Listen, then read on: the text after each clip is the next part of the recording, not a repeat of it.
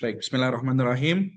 Jadi hari ini kita akan membahas topik terakhir ya pada mata kuliah makroekonomi dan harapannya dengan topik terakhir ini adik-adik sudah ready untuk eh, EAS ya.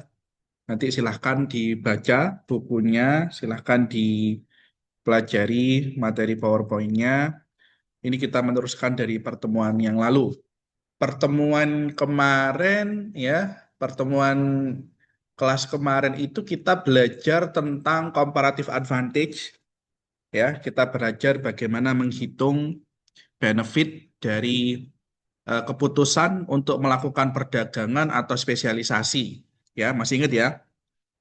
Ada dua negara yang kita bahas pada pertemuan yang lalu. Eh, kita membahas ada Australia dan New Zealand, di mana Australia dia memiliki comparative advantage dalam memproduksi kapas. Kemudian kalau New Zealand dia memiliki comparative advantage dalam memproduksi gandum, ya. Nah, kemudian kita mencoba untuk mencari titik optimum, ya, berapa yang akan diperdagangkan dan kemudian kita juga menghitung berapa better off dari proses perdagangan tersebut. Lalu di pertemuan sebelumnya kita juga belajar dampak nilai tukar terhadap perdagangan. Kita belajar bagaimana depresiasi atau apresiasi mata uang bisa mempengaruhi perdagangan. Ya. Nah, jadi pertemuan yang lalu kita belajar hal itu. Pertemuan hari ini, gitu ya, kita akan belajar tentang ya ini, the balance of payment. Ya, balance of payment.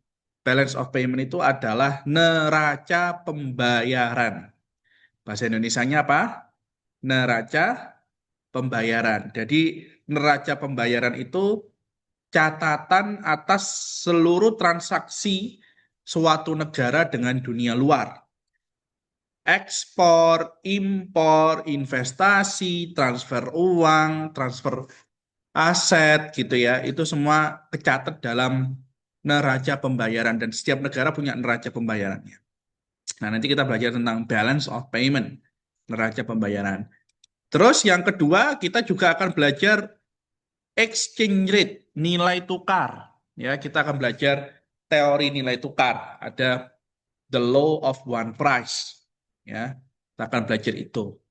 Nah, yang terakhir mungkin kita akan belajar tentang pasar forex, ya, pasar forex, pasar valuta asing. Bagaimana valuta asing atau foreign exchange, ya, atau foreign apa namanya foreign money itu dipertukarkan, diperjualbelikan. Namanya kita sebut dengan pasar apa? Pasar forex, ya. Nah, mungkin kita akan bahas ya mungkin briefly saja, tidak usah terlalu detail. Dan nanti saya akan minta adik-adik untuk belajar lebih detail lagi eh, secara mandiri seperti itu ya. Oke, kita mulai ya. Bismillah. Nah, ini adalah konten kita. Kita akan bahas tentang neraca perdagangan.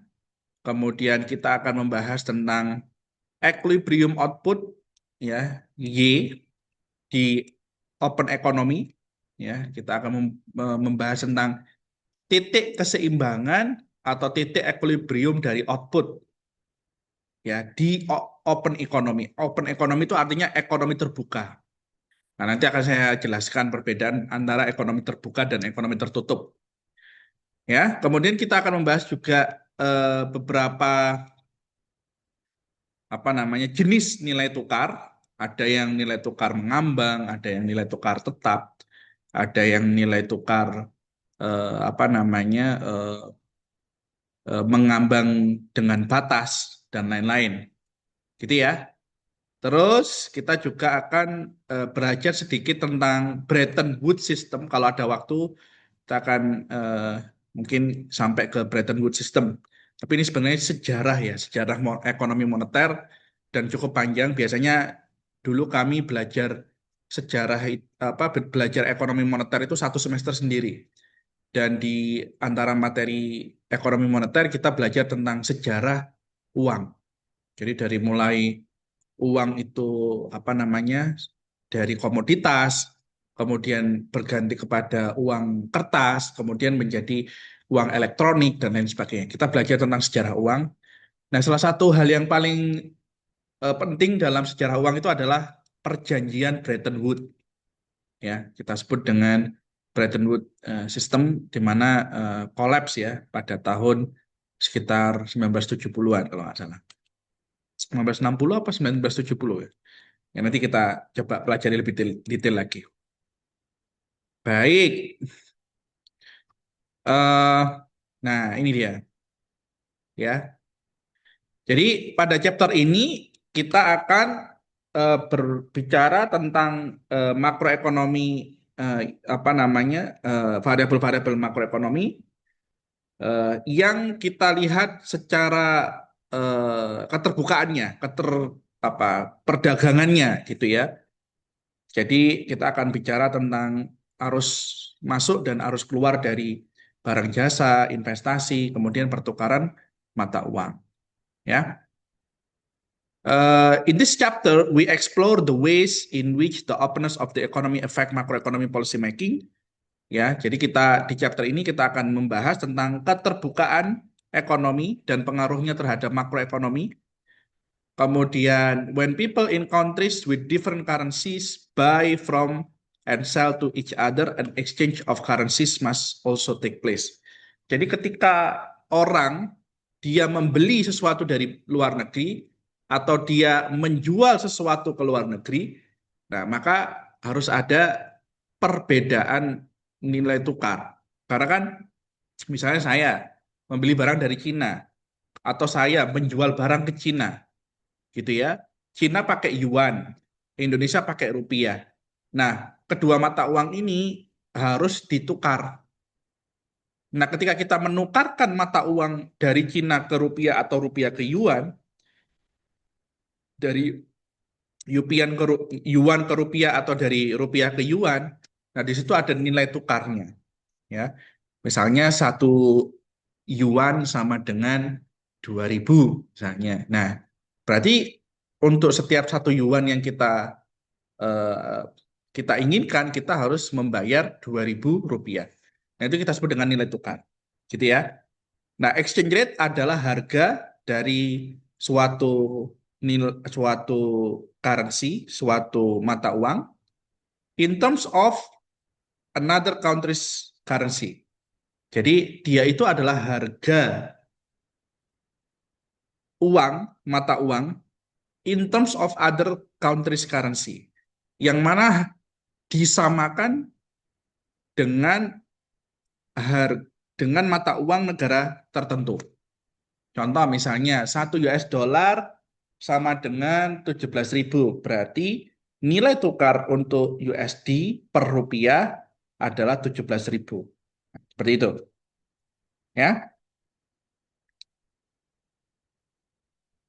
Nah, pada tahun 1971 disinilah ya tahun di mana jatuhnya sistem Bretton Woods. Ya, nanti akan kita pelajari lebih detail lagi.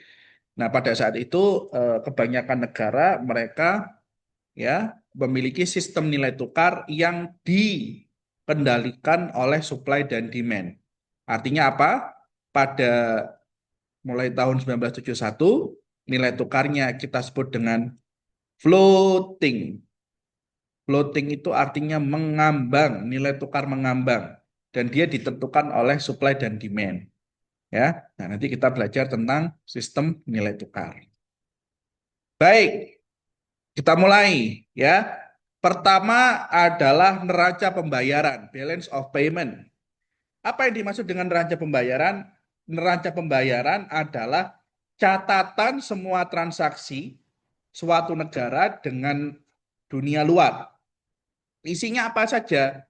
Isinya mencakup ekspor, impor, investasi asing yang masuk atau keluar, transfer uang yang masuk atau keluar, transaksi aset yang masuk atau keluar, itu semua tercatat dalam neraca pembayaran atau kita sebut dengan apa? Balance of payment. Ya.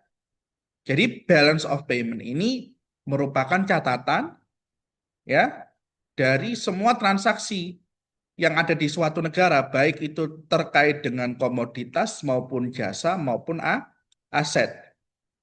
Ya, it is also the record of a country's sources, supply, and uses demand of foreign exchange. Nah, neraca pembayaran itu juga merupakan catatan ya permintaan dan persediaan dari nilai tukar asing, mata uang asing. Ya, jadi di sana karena kan di sana kan neraca ya. Neraca itu kan catatan. Jadi kita juga bisa ngetrace alur masuk dan alur keluar dari setiap mata uang yang digunakan di Indonesia. Ya. Jadi di Indonesia ya kalau kita lihat di pasar kita kan bisa nukar yen, yuan, real, Saudi Arabia, euro, Eropa, US dollar gitu ya dan lain-lain. Nah, kita bisa melakukan pertukaran nilai uang itu tadi. Nah, bagaimana transaksi itu dicatat oleh negara melalui neraca pembayaran, ya, neraca pembayaran atau neraca perdagangan, gitu ya. Jadi balance of payment sekali lagi ya, the records of a country's transaction, ini neraca pembayaran adalah catatan dari transaksi yang dilakukan oleh negara baik berupa baik berupa barang maupun berupa jasa maupun berupa aset with the rest of the world dengan negara lain. Oke? Nah, sampai di sini ada pertanyaan? Monggo kalau ada pertanyaan sebelum kita lanjut.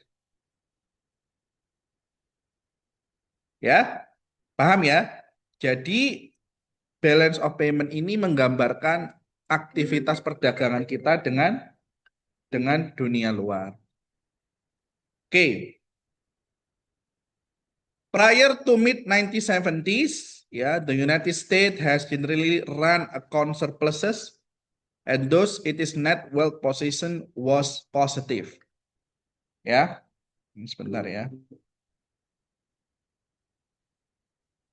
Jadi sebelum 1970 ya Amerika Serikat memiliki current account. Ya, current account ini adalah salah satu pencatatan dari balance of payment yang surplus. Surplus itu artinya positif. Ya. Maka posisi kekayaan pada saat itu adalah positif. Ya. Positif itu bisa juga diartikan bahwa ekspor lebih banyak daripada impor. Ya. Nah, ketika kita ekspor lebih banyak daripada impor, maka catatan neraca kita itu positif plus. Ya. Dan ketika impor lebih banyak daripada ekspor, catatan kita menjadi negatif. Sometimes between mid 1970s and mid 1980s, the United States changed to having a negative net wealth position vis-a-vis the rest of the world. Ya, kadang-kadang di pertengahan tahun 1970-an dan 1980-an ya posisi ya catatan neraca perdagangannya itu negatif. Artinya apa? Lebih banyak impor daripada ekspor. Now it is the largest debtor nation in the world. Artinya apa? Amerika Serikat merupakan negara pemberi utang terbesar di dunia.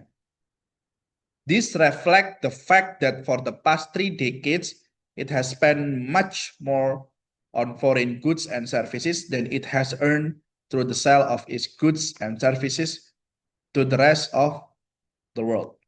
Ya, jadi sekarang ya, it has spent much more on foreign goods and services.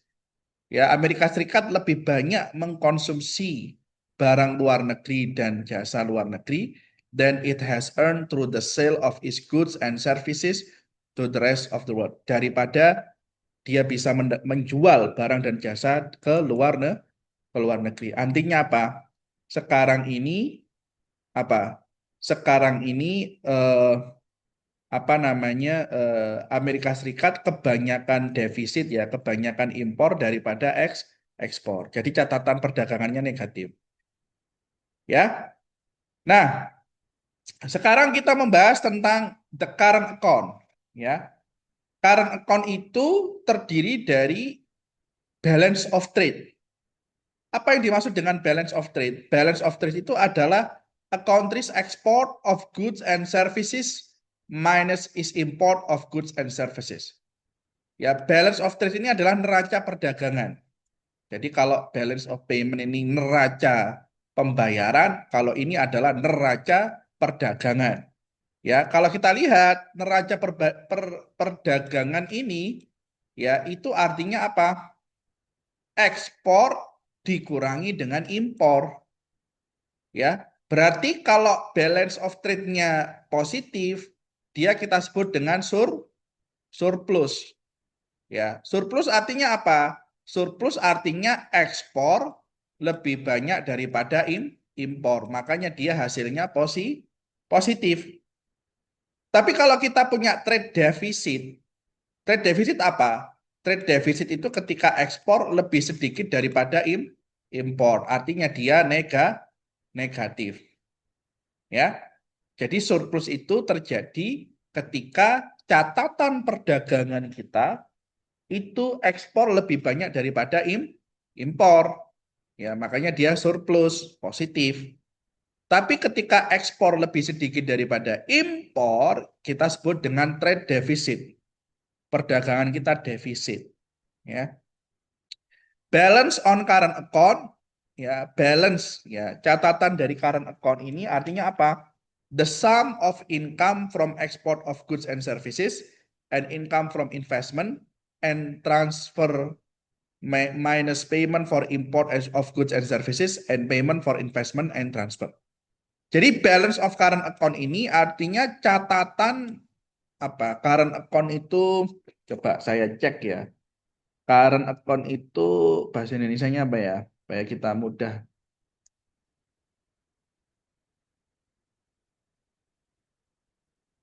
Current account. Current account apa? Benar.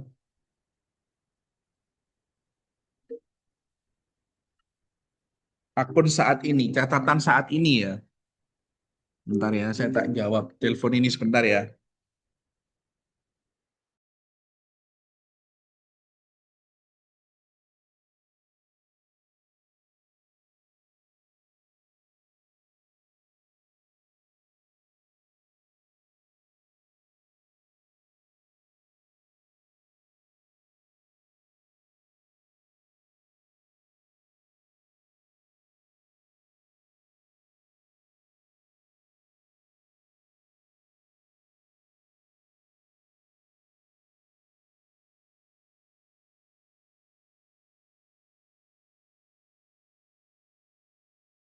Oke, baik. Jadi balance of current account ini adalah catatan mungkin apa ya? Mungkin catatan saat ini gitu ya. Catatan saat ini untuk transaksi yang ada di negara tersebut. Nah, itu merupakan penjumlahan dari income yang diperoleh atas ekspor, kemudian income yang diperoleh atas investasi dari luar negeri, ditambah transfer di sini adalah transfer uang, transfer apa namanya, transfer aset dan lain-lain, dikurangi ya pembayaran untuk impor, ya kemudian dikurangi lagi pembayaran untuk melakukan investasi ya dalam negeri. Jadi intinya adalah catatan atau neraca perdagangan itu sangat diawasi oleh negara, itu dicatat. Nah, teman-teman bisa cek berapa neraca pembayaran kita, berapa neraca perdagangan kita. Nah, di situ ada hitung-hitungannya. Kalau hitung-hitungannya positif, maka kita lebih banyak ekspor daripada impor. Wes itu aja gampangannya. Lebih banyak apa namanya kita menerima ya kita menerima mata uang asing ketimbang kita membayar ke luar negeri. Ya. Nah, ini contohnya adik-adik. Jadi ini adalah catatan yang ada di Amerika. Tentu di Indonesia beda ya. Kita punya catatan kita sendiri. Ini tahun 2023. Nah, ini ada current account ya. Current account di sini ya, yang pertama ada good export ya, ekspor daripada barang dan jasa, kemudian good import, impor daripada barang, kemudian export of service ya, ini ekspor jasa, impor jasa. Maka neraca perdagangan kita, balance of trade kita itu ya sama dengan ekspor of good dikurangi impor of good ditambah ekspor of services dikurangi impor of services. Ya. Nah, ini di sini angkanya berapa adik-adik? Balance of trade-nya angkanya berapa? Minus 7, 9, 8. Ya. Angkanya berapa? Kelihatan nggak di sini angkanya? Berapa angkanya? Minus 798,7 ya. Ini dalam apa ini? Dalam juta US dollar. Dalam miliar US dollar. Artinya apa? Pada tahun 2023 Amerika Serikat apa? Mengalami neraca perdagangan negatif, artinya lebih banyak impor daripada ekspor. Ya. Kemudian ditambah lagi, nah ini ditambah lagi investment income, pendapatan dari investasi, investment payment, kita bayar investasi, ya biaya investasi ke luar negeri, ditambah transfer income, ya transfer income, transfer apapun itu, baik aset, mata uang, kemudian ada transfer payment, ya pembayaran transfer. Nah kemudian muncul current account. Jadi 5 plus 6 dikurangi 7 ya 5 plus 6 dikurangi 7 ya ditambah 8 dikurangi 9 ya. Nah ini adalah current account. Pak, hasilnya kok negatif? Negatif berarti apa? Lebih banyak uang yang lebih banyak transaksi luar negeri dalam bentuk impor ketimbang ekspor. Ya, artinya apa? Artinya di Amerika sendiri lebih banyak melakukan transaksi ya yang membutuhkan valuta asing ketimbang US dollar sehingga impor lebih banyak daripada ekspor sehingga negatif apa? Gitu ya. Wes ini sederhananya neraca pembayaran adalah ekspor minus impor. Kalau dia positif artinya surplus, kalau negatif artinya defisit. Kalau positif berarti lebih banyak pendapatan yang kita peroleh dari hasil penjualan kita di luar negeri atau investasi kita di luar negeri. Kalau dia negatif berarti lebih banyak kita beli dari luar negeri. Ya, kita membayar untuk luar negeri. Seperti itu. Oke, dari sini ada pertanyaan sebelum kita lanjut. Monggo kalau ada pertanyaan. Cukup jelas apa enggak? Ya. Neraca apa adik-adik? Neraca perdagang perdagangan. Nah, sekarang kita cari ya di Indonesia ya. Indonesia apa namanya? Apa ya adik-adik? Google. Neraca pembayaran Indonesia. Neraca pembayaran Indonesia mencatat seluruh transaksi ekonomi antara penduduk Indonesia dan non-residen dalam periode tertentu. Ya. Pada triwulan 1 2026, neraca kita defisit sebesar berapa? Sebesar 9,15 miliar. Yang dipicu oleh defisit transaksi berjalan, oh ini current account tadi ya, yang melebar menjadi 4 miliar US dollar. Kondisi ini berbalik dari surplus US 6,1 miliar pada triwulan sebelumnya. Artinya apa? Triwulan 1 2026 kita defisit sebesar berapa? 9,15. Artinya apa? Artinya lebih banyak impor apa lebih banyak ekspor? Triwulan 1. Lebih banyak impornya, Pak. Lebih banyak impornya. Padahal di triwulan sebelumnya, triwulan akhir 2025, kita bisa surplus. Ya. Nah, ini transaksi berjalan, current account. Mencatat seluruh arus masuk dan keluar barang jasa, pendapatan primer dan pendapatan sekunder. Gitu ya. Ini barang jasa, posisi terkini pada triwulan 1, defisit adik-adik sebesar berapa? 4,1 miliar US dollar atau setara 1,1% dari produk domestik bruto. Kemudian ada transaksi modal dan finansial, fungsi utama NPI, bla bla bla, dan lain sebagainya. Ya. Jadi kita triwulan pertama lebih banyak impor daripada ekspor. Oke, sekarang saya lanjutkan lagi ya. Sudah kelihatan PowerPoint saya? Sudah, Pak.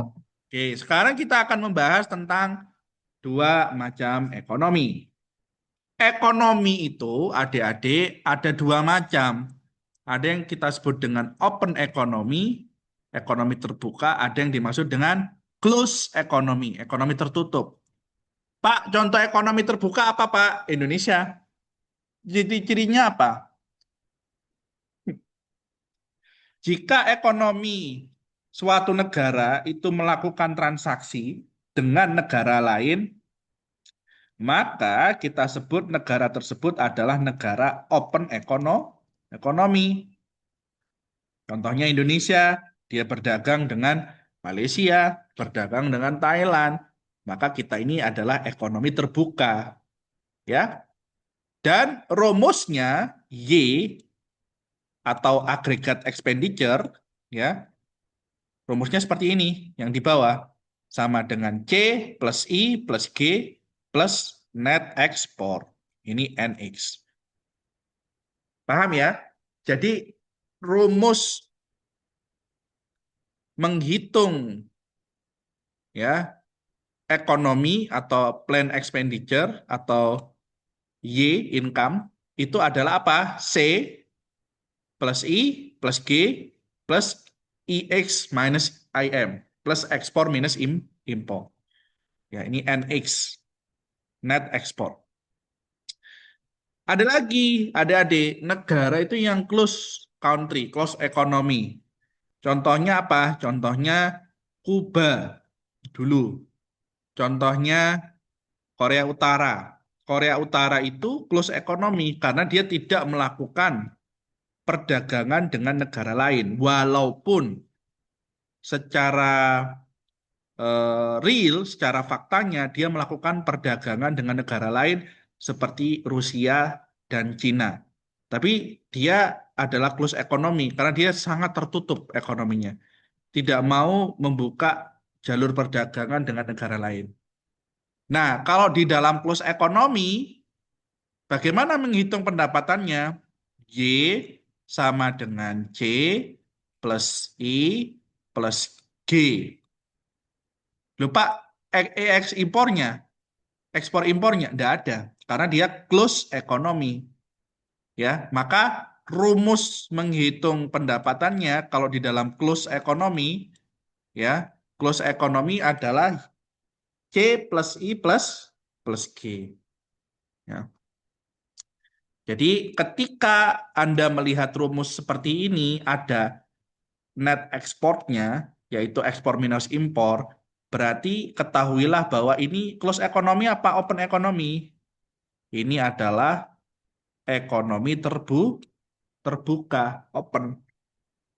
Ya, ya seperti Indonesia, Malaysia, Thailand, Jepang, ya itu open economy. Kita welcome, kita berdagang dengan siapapun, kita membeli dari manapun, menjual ke manapun.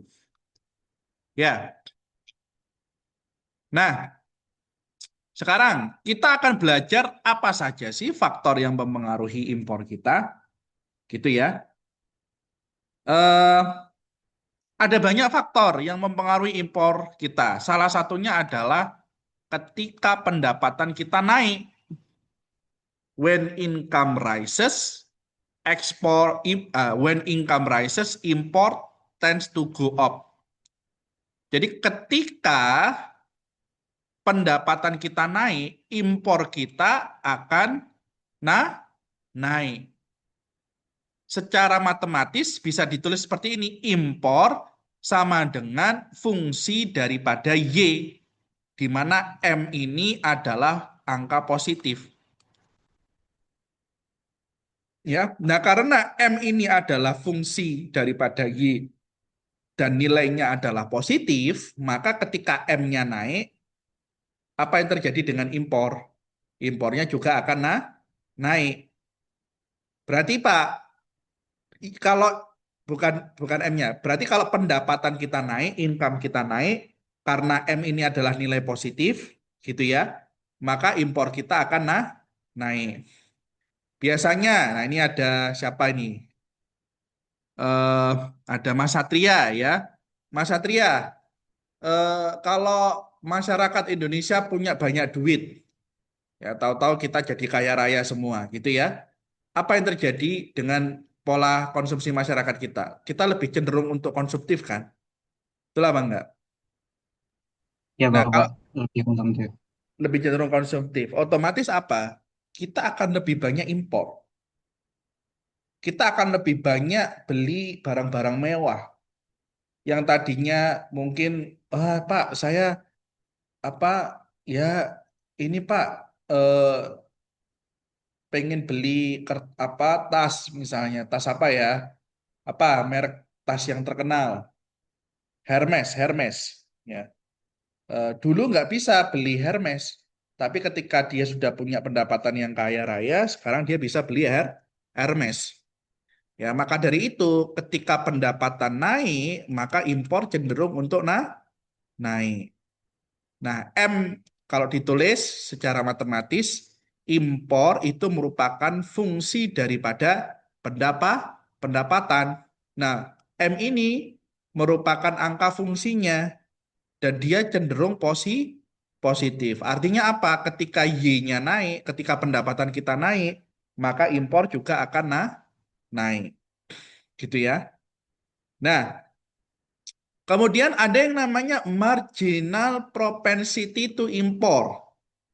Ya, the change in import caused by a dollar change in income.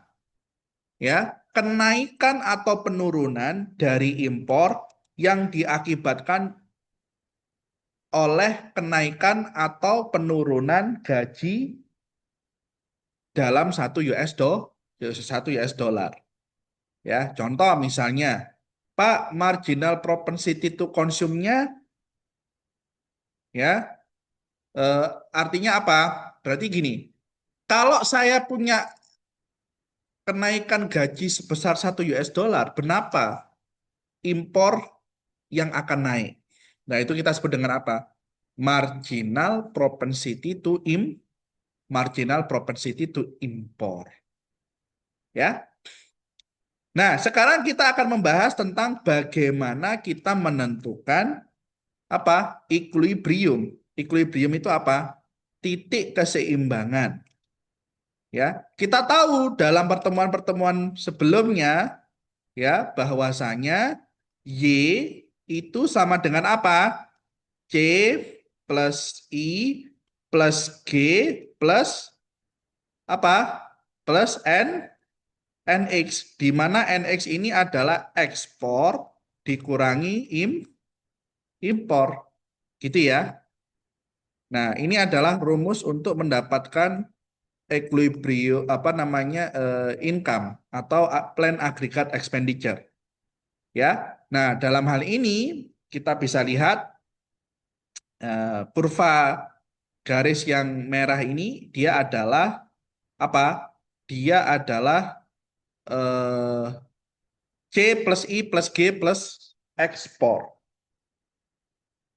Ya. Nah, kemudian kita bisa kurangi. Yang biru ini adalah apa? I plus G plus X ekspor. Jadi I plus G plus ekspor. Maka perbedaan antara kurva garis merah dengan kurva garis biru ini adalah konsumsi. Ini adalah besaran konsumsi. Nah, jadi di perbedaan antara garis merah dan garis biru itu adalah fungsi dari konsumsi. Jadi ini adalah total konsumsinya dan fungsi konsumsinya digambarkan oleh garis baru. Coba kita lihat. In panel A, plan investment spending I, ya, government spending G, dan total export EX are added to consumption C to arrive at plan aggregate expenditure. However, C plus E plus G plus X export includes spending on import. Ya, jadi ya pada panel E kita bisa mendapatkan kurva merah ini dengan menambahkan konsumsi. Nah, konsumsi itu adalah perbedaan antara kurva biru dengan kurva merah. Ya. Jadi konsumsi di sini ini kan biru itu kan fungsi konsumsinya. Ya kan? Terus merah itu adalah plan aggregate expenditure atau kita sebut dengan apa namanya C plus I plus G plus ekspor. Ya, maka perbedaan antara ya consumption function dengan yang merah ini adalah I plus G plus X atau 80 sama dengan 80. Ya. Jadi sekali lagi panel E ini menjelaskan bahwa plan investment E, government spending G, and total export are added to consumption C to arrive at plan aggregate expenditure. Jadi untuk menderive plan aggregate expenditure, I plus G plus ekspor ini ditambahkan ke fungsi konsumsi sehingga membentuk fungsi baru, yaitu C plus I plus G plus ekspor. Nah, di dalam panel A ini belum ada impornya. Maka kita bisa ke panel B. Panel B ini apa? The amount of imported at every level of income is subtract from plan aggregate expenditure. Equilibrium output occurs at Y star sama dengan 200, the point at which plan domestic aggregate expenditures crosses the 45-degree line. Nah, dalam hal ini, ketika tadi kita punya plan expenditure C plus I plus G plus ekspor, kita bisa membuat fungsi impor. Ya, fungsi impornya itu merupakan fungsi perbedaan, ya. Jadi di sini C plus I plus G plus ekspor, kemudian dikurangi fungsi impor. Nah, ini kemudian memberitahu kita berapa impor yang kita punya. Oke. Nah, di sini kita kemudian bisa menentukan berapa equilibriumnya. Equilibriumnya ada pada pertemuan di sini ya, pertemuan antara plan aggregate expenditure dengan agregat output. Nah, ini kan ada garis 45 derajat. Nah, garis ini kemudian membentuk equilibrium. Ya, equilibrium. Jadi Y sama dengan plan aggregate expenditure. Nah, ini Y, ini kan AE, ya kan?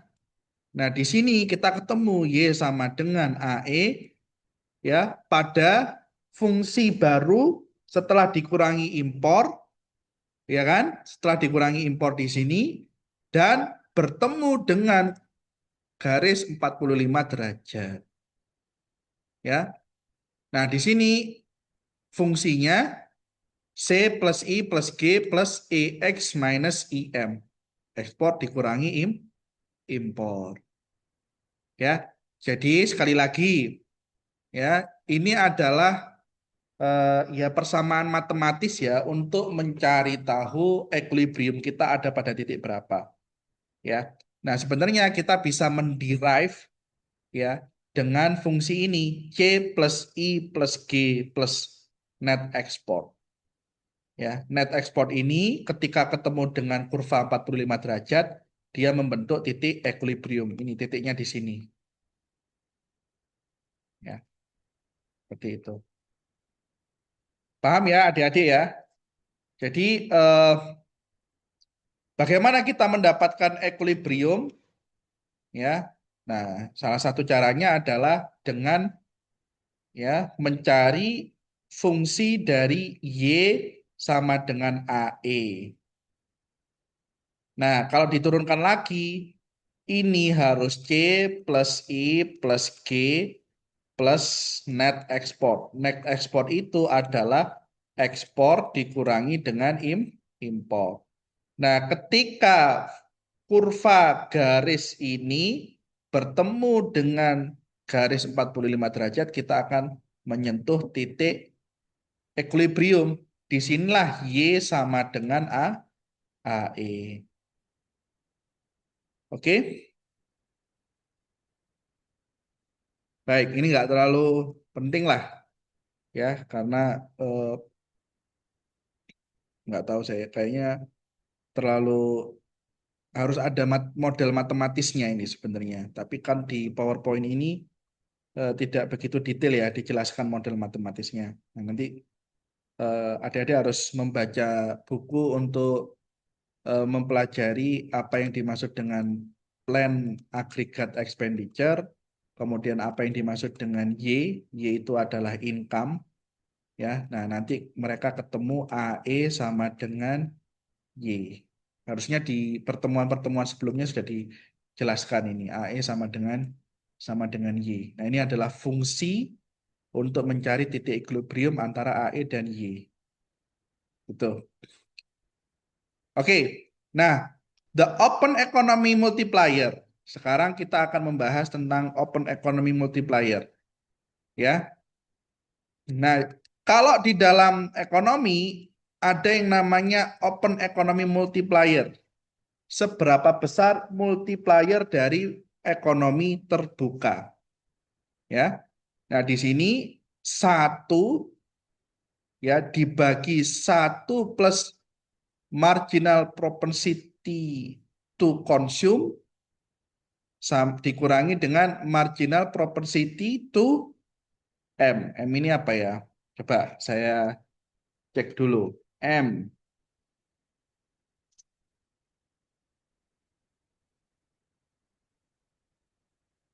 MPC and MPM. Ini harusnya marginal propensity to import. Ya. Jadi kalau C itu kan to consume, yaitu presentase dari setiap pendapatan yang digunakan untuk konsumsi atau belanja, ya. Kemudian MPM adalah presentase dari setiap tambahan pendapatan yang dihabiskan untuk membeli barang dan impor. Jadi adik-adik, kalau ini adalah fungsi dari open economy multiplier, ya. Nah, di sini kalau dilihat dalam open economy, ya multiplier efeknya itu adalah 1/1 minus marginal propensity to consume. Ini adalah prosentase seberapa banyak konsumsi kita akan naik ya ketika kita memiliki pendapatan yang naik. Kalau MPM prosentase seberapa besar impor kita akan naik ketika kita mengalami kenaikan pendapatan. Nah, di sini disampaikan bahwa the multiplier is smaller in open economy than in closed economy. Kenapa? Karena di dalam closed economy itu dia tidak ada MPM, marginal propensity to impornya nggak ada. Ya kan? Karena kan nggak ada impor. Nah, alasan yang lain, when government spending or investment increase and income and consumption rise, some of the extra consumption spending that results in or is on foreign product and not on domestically produced goods and service. Ya, jadi salah satu alasan kenapa kok di open economy itu multipliernya kecil, ya, alasannya adalah ketika pemerintah melakukan spending atau melakukan investasi, ya, income dan konsumsi akan naik, tetapi extra consumption-nya digunakan untuk spending pada produk luar negeri, bukan pada produk domestik. Artinya apa? Ketika masyarakat punya pendapatan lebih banyak, uangnya ngalir ke luar negeri untuk beli produk luar negeri. Contoh, kita beli tas Hermes, kita beli mobil BMW, kita beli apa iPhone dari Amerika. Uangnya lari kemana? Uangnya lari kemana? Uangnya lari ke luar negeri. Makanya multiplier efeknya, walaupun pemerintah ngeluarin government spendingnya banyak, tapi karena duitnya bukan malah digunakan untuk produk domestik, tapi digunakan untuk produk luar negeri. Akhirnya apa? Multipliernya kecil. Ya, walaupun kita konsumsi kita naik, spending kita naik, tapi multiplier kita kecil, ya. Karena apa? Karena duitnya ke luar negeri, dibuat beli impor, beli tas Hermes, beli BMW, beli iPhone, ya. Nah, oleh karena itu multiplier efek pada negara dengan ekonomi terbuka, wabil khusus negara yang sedang berkembang seperti Indonesia ini, yang lebih banyak impor daripada ekspor, ketika kenaikan konsumsi dan kenaikan pendapatan justru malah menguntungkan pihak luar negeri. Karena apa? Karena duitnya dibuat impor, duitnya dibuat beli Hermes, bukan dibuat beli produk dalam negeri. Akhirnya multiplier efeknya kecil. Pak, kenapa kok multiplier efek untuk close ekonomi besar, Pak, ketika government spending atau ada investasi dari pemerintah? Ya besar, karena multipliernya adalah 1 dibagi 1 minus MPC. Dia tidak ada impor, ya kan? Nah, ini kan ada impor dan fungsi angka impornya kan negatif di sini. Artinya memperkecil konsumsi kita, ya kan? Memperkecil konsumsi kita karena duitnya ngacir ke luar negeri, ya kan? Nah, ini menyebabkan multiplier effect di open economy ya lebih kecil dibanding multiplier effect di close economy. Kalau di close economy tidak ada impor, ya kan? Dia adanya 1 banding 1 minus MPC, 1 dibagi 1 minus MPC, ya, sehingga tidak ada impor, sehingga multiplier efeknya lebih besar daripada open economy. Paham ya, adik-adik ya? Paham ya? Insya Allah ya, paham. Oke, kemudian, nah sekarang kita akan belajar ya beberapa determinan dari impor. Ya, ini ada feedback effect, ya, ada trade feedback effect ya. Kita baca, the same factors that affect households' consumptions behavior and firms' investment behavior are likely to affect the demand for imports because some imported goods are consumption goods and some are investment goods. Nah, paham ya? Jadi impor kita itu juga bergantung pada faktor-faktor yang mempengaruhi apa? Faktor-faktor yang mempengaruhi konsumsi dan faktor-faktor yang mempengaruhi investasi. Masih ingat nggak apa faktor yang mempengaruhi konsumsi? Yang mempengaruhi konsumsi ada pajak, ya kan? Ada suku bunga, ya kan? Interest rate, ya kan? Ada apa lagi? Pendapatan. Masih ingat nggak apa faktor-faktor yang mempengaruhi investasi? Investasi dipengaruhi oleh suku bunga. Karena suku bunga itu adalah cost of capital, biaya modal. Kalau modalnya rendah, investasinya tinggi. Gitu ya. Nah, impor itu juga determinannya sama. Ya, karena apa? Impor itu sejatinya digunakan untuk dua hal. Kalau enggak Anda konsumsi, kalau enggak Anda melakukan investasi. Contoh, Pak, saya impor tapi impornya konsumsi. Contohnya apa? Beli baju mereknya Zara yang diimpor langsung dari mana? Spanyol. Beli tas mereknya apa? Tas yang mahal apa? Apa rek? Tas yang mahal.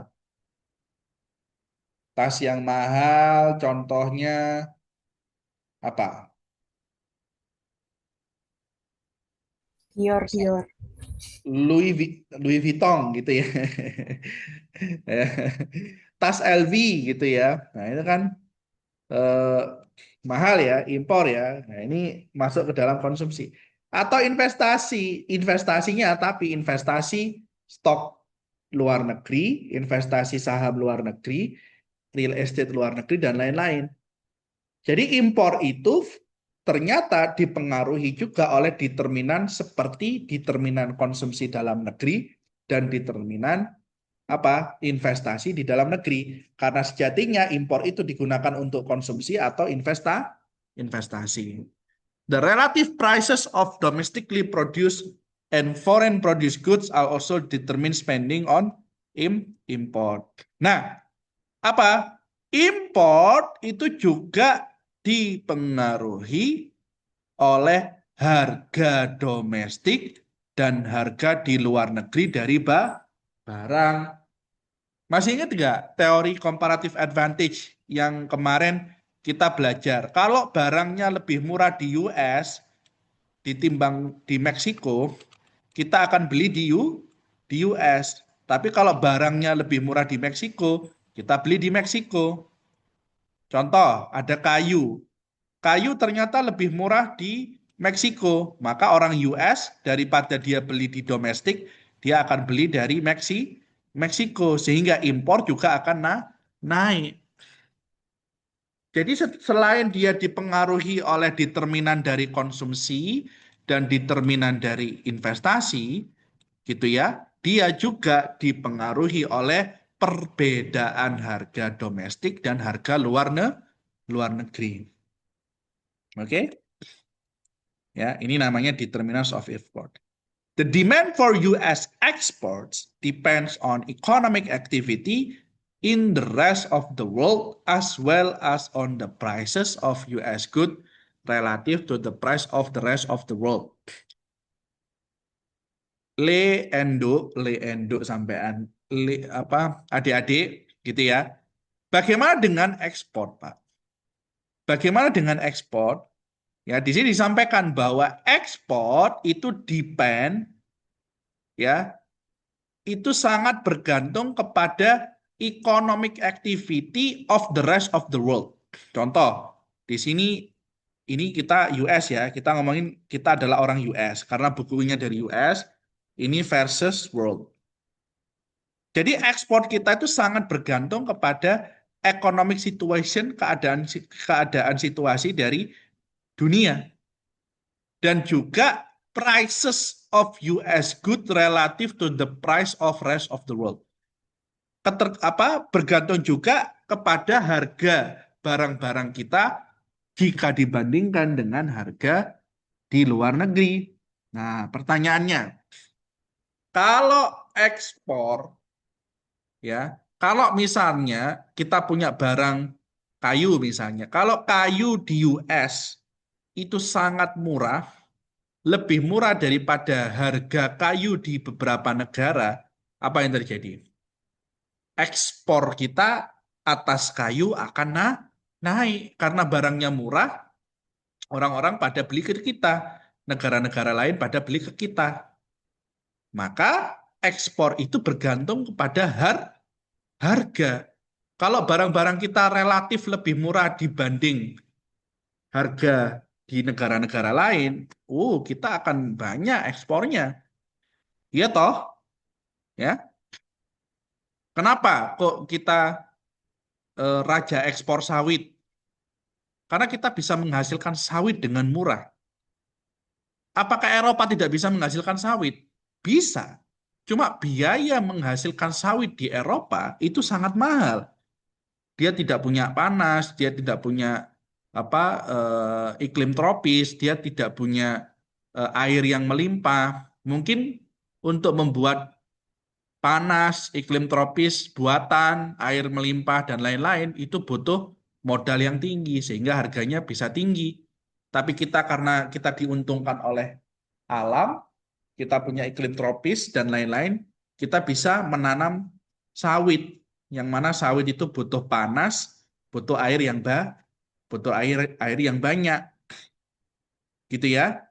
Ya, maka harga dan situasi kondisi ekonomi di luar negeri itu sangat mempengaruhi ekspor. Kalau situasi ekonominya bagus, ekspor kita akan tinggi. Kalau harga-harga barang kita murah, ekspor kita akan tinggi. Kenapa Cina kok bisa ekspornya tinggi? Karena harganya bisa murah. Mereka menguasai teknologi mass production. Ya, silakan nanti Anda pelajari bagaimana Cina melakukan mass production. Wah, itu sangat luar biasa teknologinya. Mereka punya segalanya, infrastruktur, kebijakan, bantuan pemerintah, mereka komplit di sana. Ya. When foreign output increases, ketika harga produk luar negeri itu naik, harga W, ini harga W ya, price of world, harga barang di luar negeri naik, apa yang terjadi? Ekspor kita, ekspornya US akan naik, ya. US export tend to increase. US export also tend to increase when US prices fall relative to price of the rest of the world. Jadi ekspor kita bisa naik ada dua cara. Yang pertama, ketika harga di belahan dunia lain itu naik, atau ketika harga di US itu turun. Ya.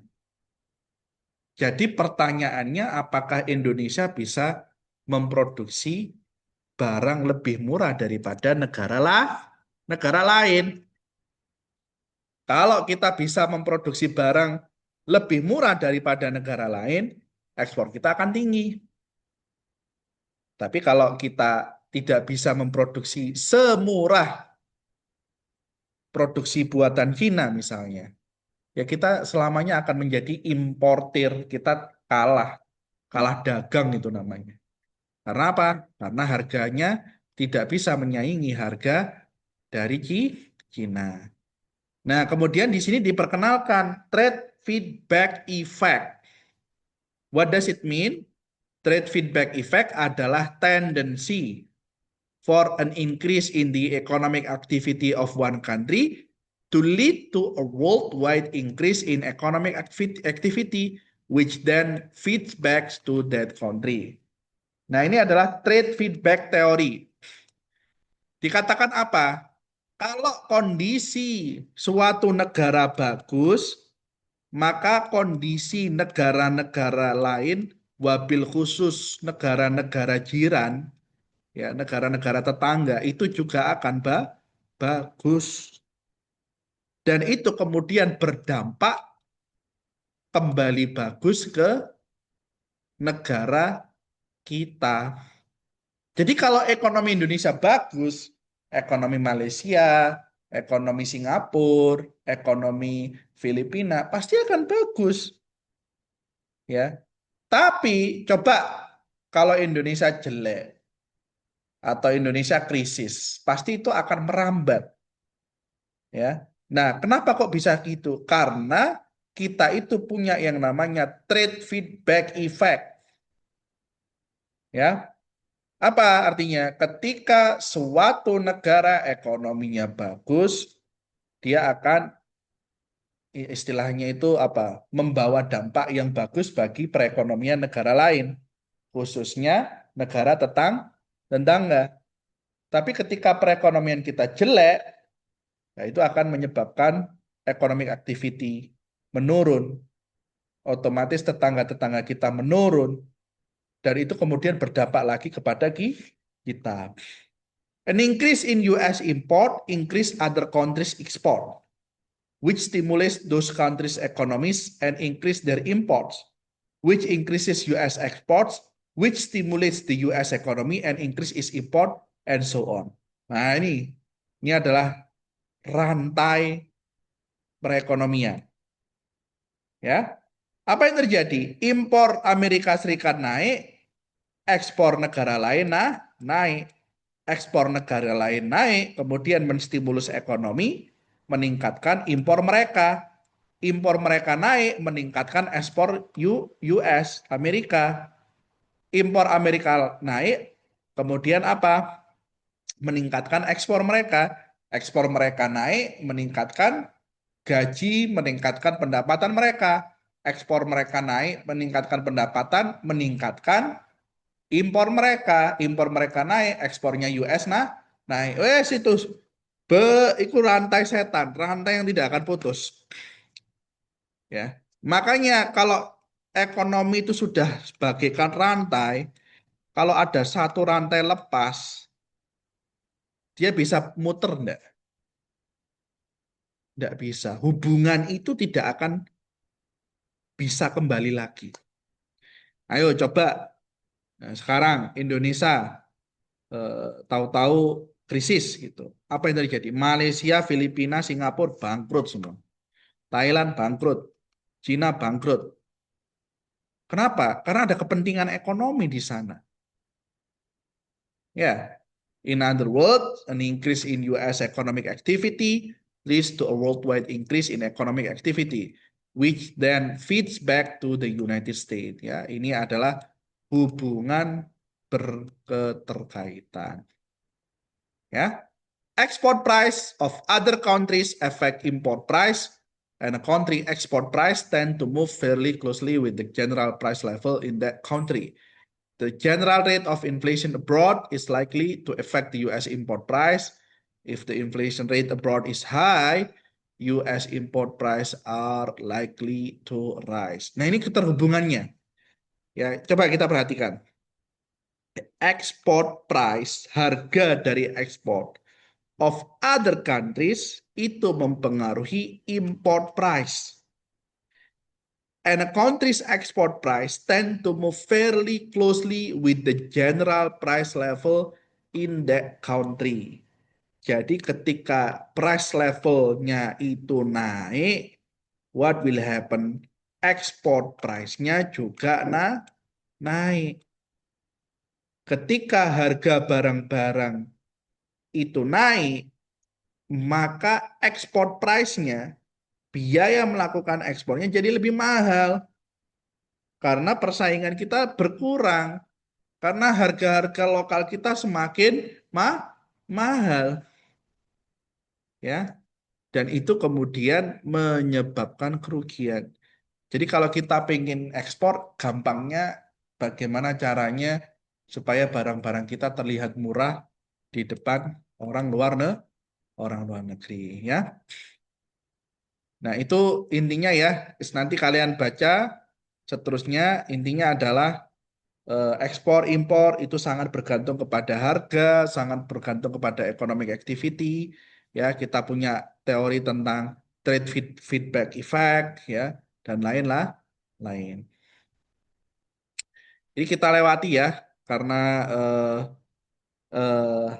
waktu kita terbatas. Nah, sekarang mungkin cepat-cepatan ya, kita akan membahas tentang pasar forex, foreign exchange, pasar valuta asing. Ya. Nah, valuta asing atau valuta atau nilai tukar itu ada banyak sistemnya, adik-adik. Ada yang sistemnya itu mengambang. Mengambang itu artinya apa?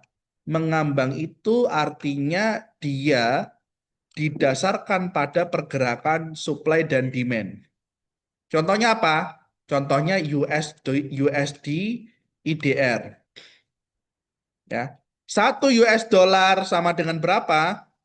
Sama dengan 18.000 misalnya sekarang. Besok harganya bisa berubah. Nah, ini bergantung kepada apa? bergantung kepada apa? Supply dan demand. Nah, kalau kita gambarkan seperti ini, ya ini ada demand, ya ini ada supply.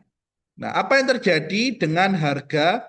Ini quantity, ini adalah price. Contoh, misalnya ada demand terhadap dolar. Demand-nya naik. Demand terhadap dolar naik. Apa yang terjadi? Akan terjadi apa? Kenaikan harga jika tidak diimbangi oleh kenaikan supply. Ya, begitupun juga dengan apa yang terjadi ketika supply terhadap dolar menurun. Supply terhadap dolar menurun artinya apa? Dia geser ke kiri, dia akan apa? Menaikkan harga. Jadi ketika mata uang itu naik turunnya nilai tukar berdasarkan demand and supply, kita sebut mata uang tersebut adalah apa? Floating. Dia biasanya berubah setiap detik berubah. Anda bisa saksikan kalau ini jam kelas, misalnya jam 11 siang, nah, saya bisa ilustrasikan pergerakan nilai tukar.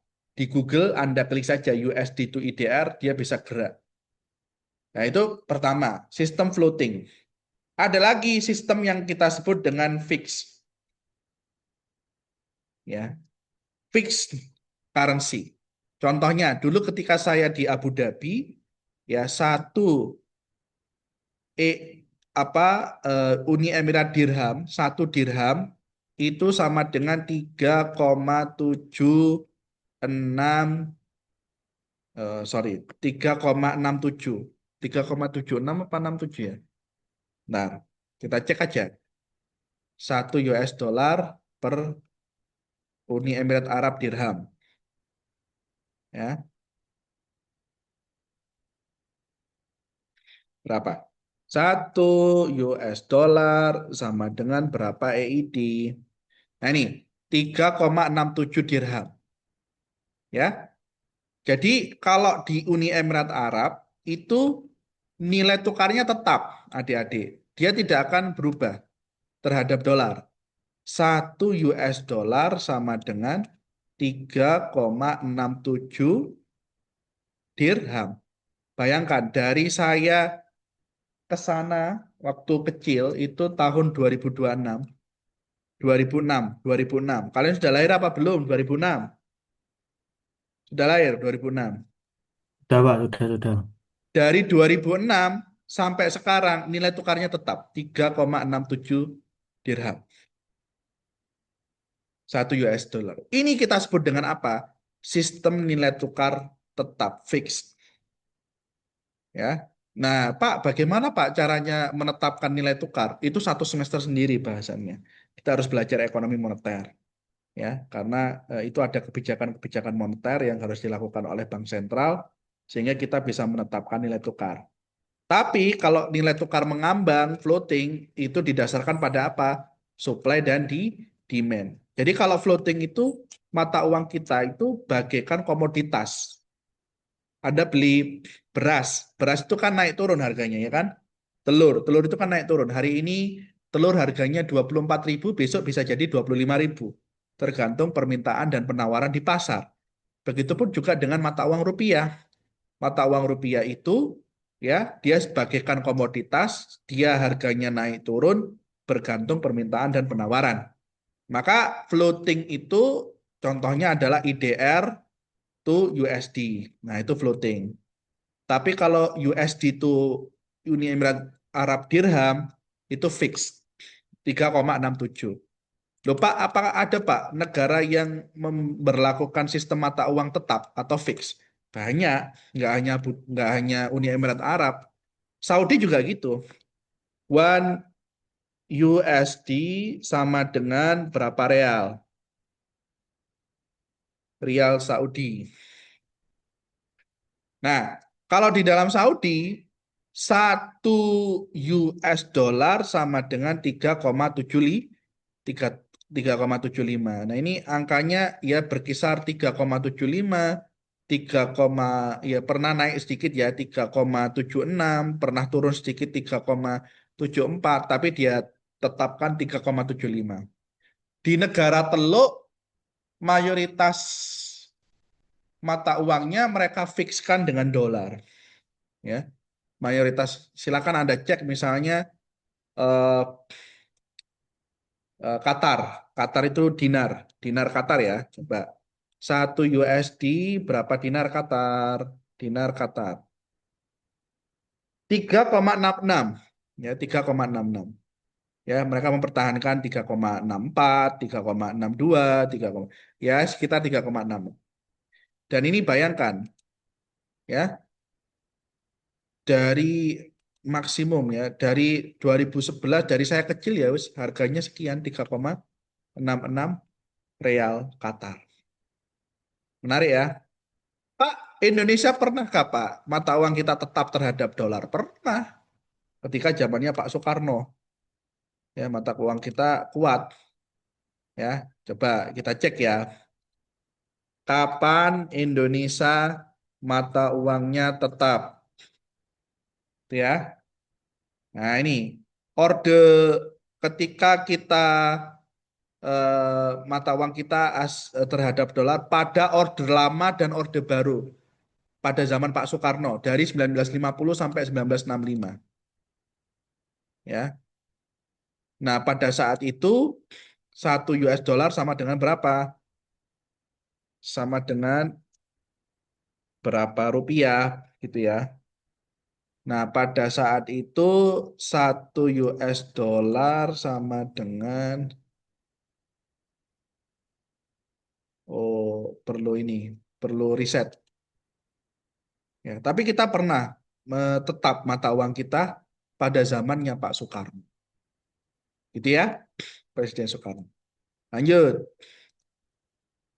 Nah, jadi apa yang menyebabkan ya permintaan dan penawaran terhadap mata uang?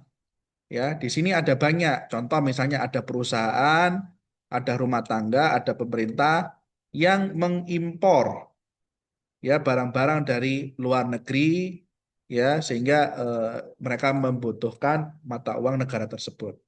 Ya, ini adalah demand untuk apa mata uang asing ya. Jadi apa namanya mata uang asing. Nah, ini adalah kurva supply dan demand yang saya terangkan barusan.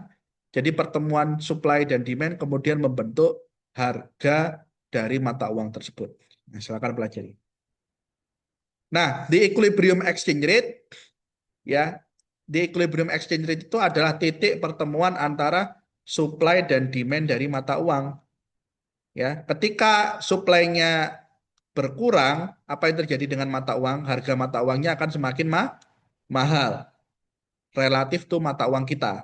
Tapi ketika supply-nya banyak, di pasar ada banyak mata uang asing tersebut, maka harga nilai tukarnya akan turun relatif terhadap mata uang kita. Jadi nilai tukar itu bagaikan apa? Bagaikan komoditas. Dia bisa naik, dia bisa tuh turun. Nah, kemudian ada yang namanya apresiasi mata uang dan depresiasi mata uang. Apresiasi mata uang itu ketika mata uang tersebut nilainya naik.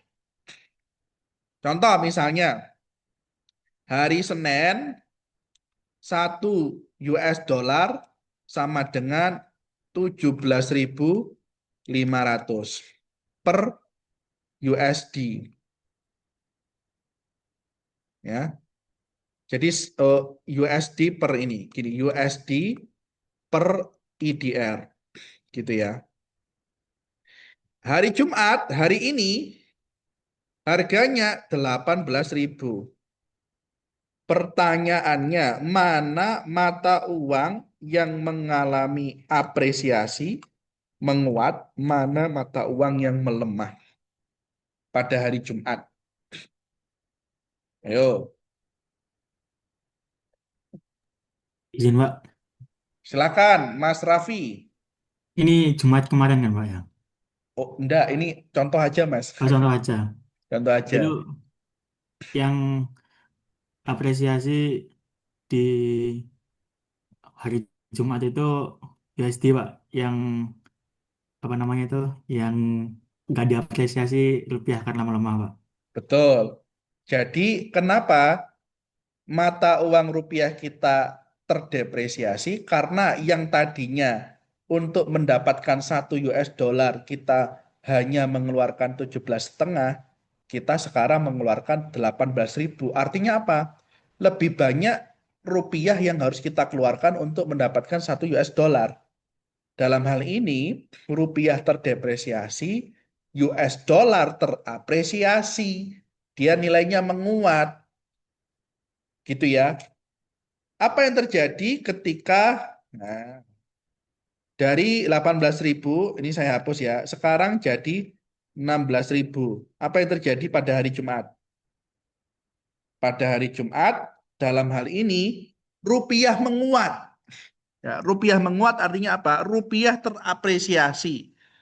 Dolar melemah, dolar terdepresiasi. Karena apa? Yang tadinya hari Senin, ya, kita untuk mendapatkan 1 US dollar kita membayar 17.500, sekarang hanya membayar 16.000. Artinya kita menguat, mata uang rupiah menguat.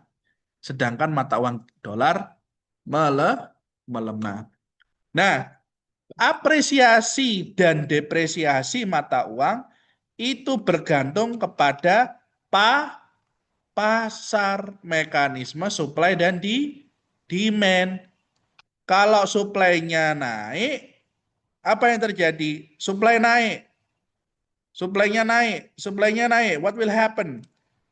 What will happen? Mata uang dolar akan melemah. Ya, supply-nya lebih banyak di pasar. S1 geser ke S2. Tapi apa yang terjadi ketika demand terhadap dolar naik? Orang-orang pada cabut out Indonesia. Out Indonesia. Kalian baca berita nggak beberapa hari yang lalu? Out Indonesia. Atau Indonesia out? Yang saya tahu sel Singapura, Pak. Oh, sel Singapura ya. Bukan sel Indonesia. Oke, Bukan, Pak. katakanlah ada sel Indonesia. Sel Indonesia. Sel Indonesia artinya apa? Jual aset-aset yang sudah kamu investasikan di Indonesia. Kalau jual, ya, mereka jual aset, berarti mereka nanti akan mengkonvert ke US dollar toh. Masa mereka bawa pulang rupiah? Emang rupiah bisa digunakan di negara investor asing? Kan nggak bisa. Biasanya mereka prefer untuk megang dolar. So when we have sell Indonesia, what will happen? Demand terhadap mata uang asing naik. Kita mengalami kenaikan dari D1 ke D2. Artinya apa? P-nya naik dari P1 ke P2. Dari yang tadinya 17.000 sekarang jadi 18.000 karena demand-nya naik. Di sini ada isu apa? Sell Indonesia. Orang-orang investor asing pada jualin asetnya, mereka bawa balik pulang. Duitnya dibawa balik pulang, otomatis mereka butuh dolar, demand-nya naik. Paham napa mboten? Paham, Pak. Paham nggih? Nah, ini forex ya. Maka Pak enak endi Pak? Mata uang fix apa mata uang mengambang Pak? Ya lek jariku ya mata uang fix. Karena kita mata uang fix itu ekonomi kita stabil. Kita bisa memberikan kepercayaan kepada investor.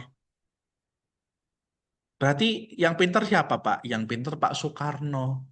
Karena dia bisa menstabilkan nilai rupiah kita terhadap dolar. Caranya gimana Pak? Nah, saya butuh 1 semester untuk menerangkan. Itu ya. Terakhir, wes nanti kalian pelajari iki ya. Terus aku wes berbusa ini ya. Nah, ada dua hal yang harus kalian pelajari. Eh, apa? Yang pertama adalah ini, the law of one price. Ya. Terus kemudian adalah J-curve. Nah, nanti J-curve-nya kalian pelajari sendiri ya. Ini namanya J-curve. Ya, gampang kok, tinggal translate pakai ChatGPT, insya Allah sudah paham. Karena karena kalian sudah memahami konsep trading ini. Nah, ini terakhir aja, saya sudah sudah 5 watt ini. Purchasing power parity. Nah, ini teori terkenal adik-adik. Kalian nggak boleh nggak tahu ini. Kalau kalian anak bisnis nggak tahu ini, waduh, wes, jangan menyandang sarjana bisnis ya. Purchasing power parity. Ya, ini paritas daya beli. Ya. Nah, jadi ada satu teori yang sangat menarik ketika kita membahas tentang nilai tukar. Apa teori tersebut? Teori tersebut namanya law of one price, bukan one piece ya. Kalau one piece kan masih belum tahu tuh teorinya apa, kan semuanya masih berhipotesis ya, belum menjadi teori. Adik-adik tahu nggak bedanya hipotesis sama teori itu apa? Hah? Ini orang pada hipotesis semua nih di YouTube. Tahu Pak, Apa hipotesis apa bedanya sama hipotesis itu teori? dugaan Pak. Dugaan, betul. Kalau teori apaan? Nggak tahu sudah nyata Pak, sudah dibuktikan dengan fakta-fakta. Betul. Jadi hipotesis itu adalah dugaan. Nah, ketika dugaan itu menjadi kenyataan, dibuktikan oleh pembuktian ilmiah, itu disebut teori. Ya, jadi teori itu adalah dugaan-dugaan yang kemudian menjadi kenyataan. Wah, ini menarik ini. Nah, One Piece itu anime One Piece, if you know ya, Monkey D. Luffy and the Friends. Ya, One Piece itu sampai sekarang masih menjadi teori.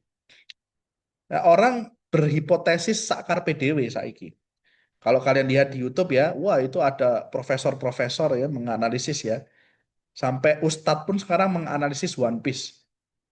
Dia membangun hipotesisnya sendiri. Namanya Ustadz siapa ya? Siapa Ustadz yang baru masuk Islam itu, Mas? Ustadz Felix Pak, Ustadz Felix Pak. Ustadz Felix Xiao. Ya, Ya, dia punya hipotesisnya tentang One Piece. Ya, keren juga sebenarnya hipotesisnya. Tapi ya, anu lah. Selama si Oda belum mereveal ya One Piece, maka hipotesis hanya akan menjadi hipotesis. Gitu ya. Nah, di dalam nilai tukar, ketika kita bahas nilai tukar, ada yang namanya law of one price. Law of one price itu apa? If the cost of transportation are small, jika diasumsikan bahwa biaya transportasi, biaya memindahkan barang dari satu titik ke titik yang lain, itu tidak ada atau murah, the price of the same good in different countries should be roughly the same.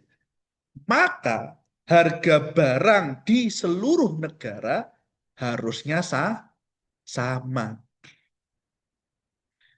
Jadi kalau ada apa? Kalau ada apa? Barang ya, kita asumsikan dia tidak memiliki harga transportasi, harusnya barang yang ada di Indonesia sama dengan harganya sama dengan barang yang ada di luar negeri. Satu botol air minum di Indonesia harusnya sama dengan satu botol air di luar negeri. Ya, wis paling gampang ini. Law of one price itu lebih cocok kalau di domestik karena sebenarnya kalau di dunia internasional itu agak nggak masuk akal. Harusnya gini, BBM yang ada harga BBM yang ada di Surabaya harusnya sama dengan harga BBM yang ada di Papua. Tapi apa faktanya? Kalian tahu nggak berapa harga BBM di Papua? You know, nggak tahu Pak. Bukan orang bisa Pak. bisa 3 sampai 4 kali lipatnya. Apalagi di daerah pedalaman. Ya. Jadi law of one price itu mengasumsikan kalau biaya transport itu kecil atau tidak ada, harusnya kita punya law of one price, bukan one piece ya, one price. Ya, itu artinya apa? Harganya harusnya sama. Begitupun juga dengan barang-barang di luar negeri. Kalau tidak ada biaya transport, harusnya eh, harusnya apa? Harusnya barang-barangnya itu memiliki nilai yang sama. Lalu kemudian law of one price ini berkembang ya dari law of one price kemudian menjadi purchasing power parity theory. itu adalah teori international exchange, pertukaran internasional, ya. That exchange rate are set, ya. Adanya nilai tukar itu terjadi so that the price of similar good in different countries is the same. Jadi purchasing power parity teori itu adalah satu teori di mana dia berasumsi bahwa nilai tukar itu harusnya menyamakan harga barang di satu negara dengan negara yang lain. Ya. Nah, ini namanya purchasing. Walaupun fakta realitanya itu ada sedikit perbedaan value, tapi harusnya purchasing power parity itu sebuah teori yang menyatakan adanya nilai tukar itu menyamakan harga barang dan jasa di satu negara ke negara yang lain. A high rate of inflation in one country relative to another puts pressure on the exchange rate between the two countries. And so the currency of relatively high inflation countries tend to depreciate. Nah, kemudian dari purchasing power parity ini muncullah satu asumsi yang sangat terkenal di ekonomi atau keuangan global. Apa katanya? Inflasi yang tinggi di suatu negara itu menekan nilai tukar negara tersebut. Negara dengan inflasi yang tinggi, currency-nya itu cenderung melemah. Jeng jeng jeng jeng jeng jeng gitu ya. Wah, ini hipotesis, ini harus dibuktikan ini. Apa katanya? Negara yang inflasinya tinggi, harga-harganya mahal, cenderung apa? Nilai tukarnya exchange rate-nya, IR-nya melemah. Ya. Loh Pak, kok bisa Pak? Oke, kita jelaskan. Duk sampean, sorry. Adik-adik, apa yang terjadi ketika inflasi tinggi? What do you think will happen? Harga-harga bakal naik, Pak. Harga apa? Harga-harga bakal naik. Harga-harga pada naik. Dilihat oleh siapa? Oleh konsumen, Konsumen dari mana? masyarakat, Masyarakat dari mana? negara tersebut, Pak. Negara tersebut dan Allah, Pak. enggak lah. Negara tersebut dan siapa? Ayo. Negara tersebut dan negara orang lain. Berarti masyarakat penduduk negara kita dengan masyarakat penduduk negara lain. Gitu ya. Jadi apa? Inflasi itu kan harga-harga semakin mahal. Tidak hanya dirasakan oleh masyarakat kita loh. Masyarakat luar negeri juga memandang hal yang sama. Loh, ini kok kenaikannya sangat tinggi ya? Kok terjadi inflasi ya? Ya. Apa yang terjadi? Ya, apa yang terjadi ketika harga-harga tinggi? Orang luar negeri masih mau beli barang kita enggak? Ayo, Nggak ya. mau, Pak. Enggak mau lah. Ngapain beli harga lebih mahal? Artinya apa? Nah, tak gambarin ulang ya. Tadi kan hipotesisnya kan gitu kan. Inflasi naik menyebabkan harga-harga barang naik. Dilihat dari masyarakat siapa? Masyarakat kita dan masyarakat luar negeri. Otomatis mereka nggak pada mau beli, harganya lebih mahal. Apa yang terjadi dengan ekspor kita? Ekspor kita apa yang terjadi? Naik apa turun? Turun, Pak. Turun lah, ya kan? Ekspor kita tuh turun, ya kan? Orang udah nggak mau beli lagi dari negara kita. Justru masyarakat kita yang tadinya beli produk kita, sekarang beli produk dari luar negeri. Bisa-bisa impornya juga naik, ya kan? Jadi inflasi itu menekan mata uang. Nah, sekarang ekspor kita menurun, ya kan? Ekspor kita nurun. Otomatis apa yang terjadi? Ekspor Inflasi, kita Pak. menurun, ya. Income pendapatan kita juga menurun, ya kan? Income pendapatan kita menurun dan kemudian kalian bisa pikirkan sendiri konsekuensi berikutnya. Nah, ketika terjadi harga barang-barang naik, orang luar negeri nggak mau beli dari kita. Ya, mereka nggak mau. Ya, nah ekspor kita kemudian turun. Ya, ekspor kita turun. Ya, artinya apa? Artinya gini, kalau ekspor kita turun, orang-orang luar negeri kan pada butuh duit kita kan. Kalau misalnya gini, ketika mereka beli produk kita, ketika mereka beli produk kita, ya kan, itu kan orang-orang luar negeri kan pada tuker, sehingga mata uang kita dipakai kan oleh orang luar negeri kan, untuk membeli barang-barang kita. Tetapi ketika ekspor kita turun, what will happen? Ketika ekspor kita turun, mereka butuh rupiah apa enggak? Nggak butuh, Pak. Mereka butuh rupiah apa enggak? Tidak butuh. Enggak butuh, guys. Jadi demand terhadap rupiah naik apa turun? Turun. Demand terhadap rupiah turun. Nah, sesuai dengan teori supply dan demand, ya, ini demand, ini supply, ini demand. Kalau demandnya turun, eh, kalau demandnya turun ya, kalau demandnya turun, apa yang terjadi? Harga rupiah akan tuh Turun, Pak. turun. Ya kan? Ini kan harga rupiah per US dollar.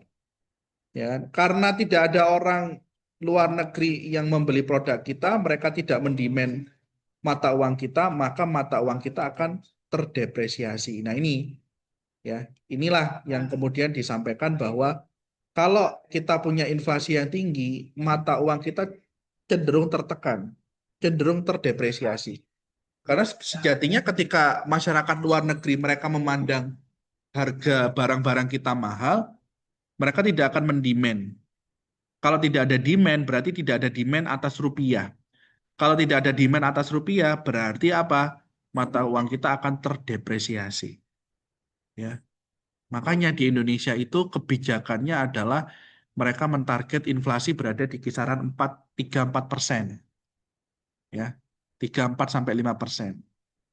Ya, karena kenapa? Kalau kita inflasinya tinggi, ya, inflasinya tinggi, otomatis barang-barang kita terlihat lebih mahal. Kita nggak bisa ekspor. Dan masyarakat juga menderita kalau inflasi tinggi. Makanya kebijakan bank sentral kita itu fokus pada inflasi. Ya. Tapi eh, tentu itu tidak selamanya berhasil. Ya, karena apa? Karena kita bukan negara eksportir yang handal. Apa yang kita ekspor? Minyak sawit, barang mentah, biji tembaga, biji besi, biji emas. Kita loh ndak ekspor final produk, kita itu ekspor bahan mentah. Sehingga apa? Sehingga kita bukan eksportir yang handal, dan ketika terjadi inflasi, that's it. Ya, barang kita lemah, penjualannya tidak dianggap bagus oleh investor asing, tidak dibeli oleh investor asing, ya, dan di dalam negeri kita tertekan, orang-orang masyarakat demo. Ya, itulah kondisi Indonesia saat ini. Oke ya. Jadi melalui pertemuan hari ini kita belajar yang pertama ada yang namanya neraca perdagangan, ya. Kemudian eh, kita juga belajar nilai tukar, apresiasi, depresiasi. Nanti silakan Anda pelajari faktor-faktor yang menyebabkan impor ekspor ya. Ada harga, ada suku bunga dan lain-lain.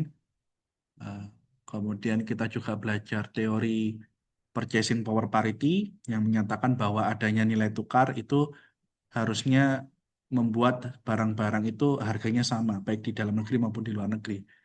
Tapi teori itu sebenarnya tidak selalunya bisa dipertahankan karena ternyata realita di lapangan lebih kompleks dari itu.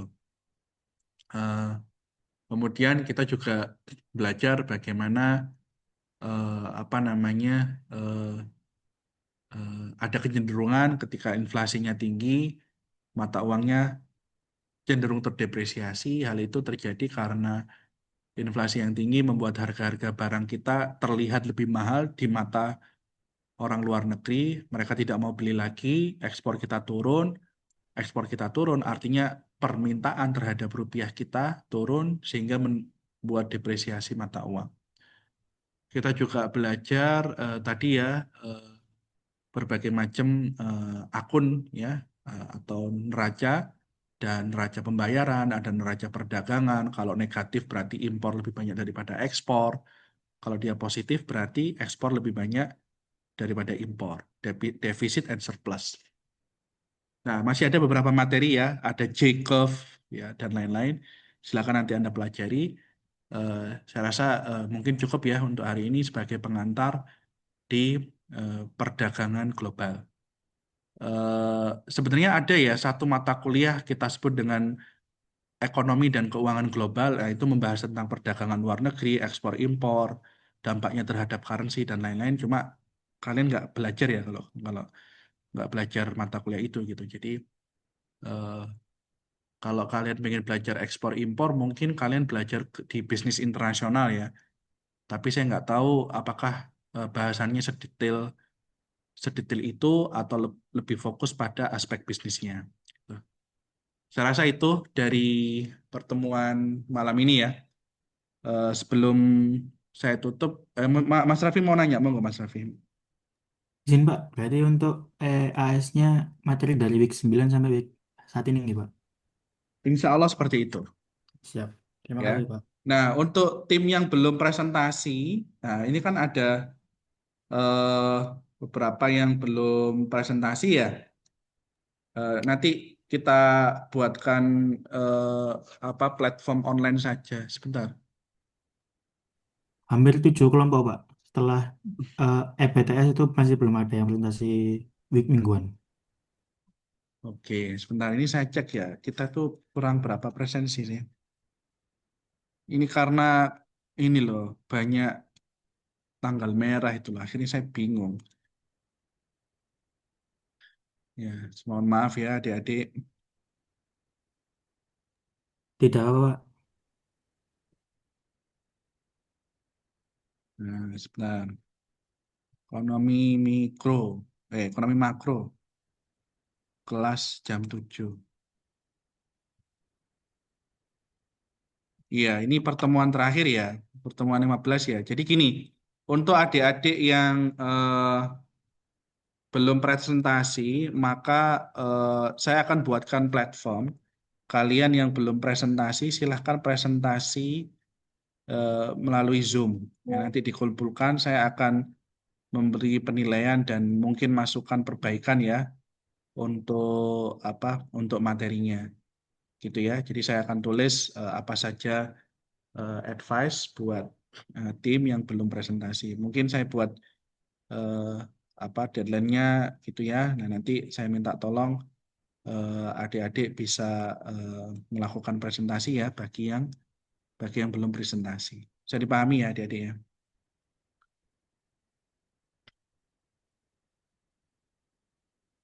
Oke, ada lagi pertanyaan?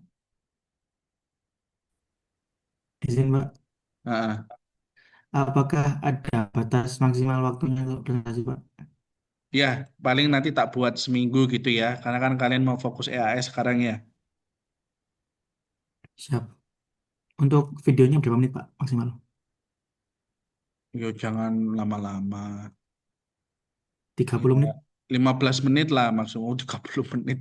Kayak Siap. Kayak ngajar aja. Siapa? Lama-lama ya. Siapa?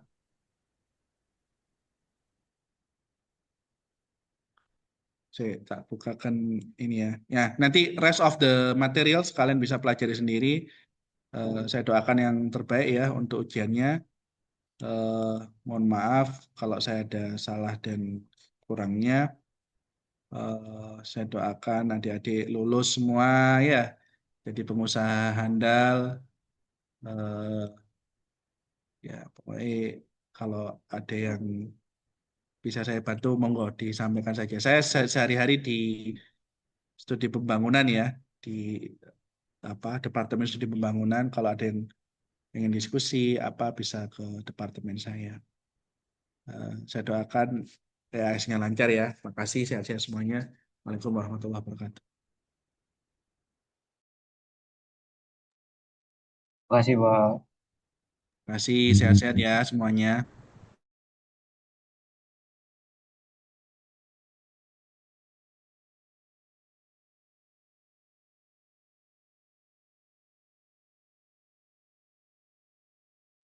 Terima kasih, Bapak.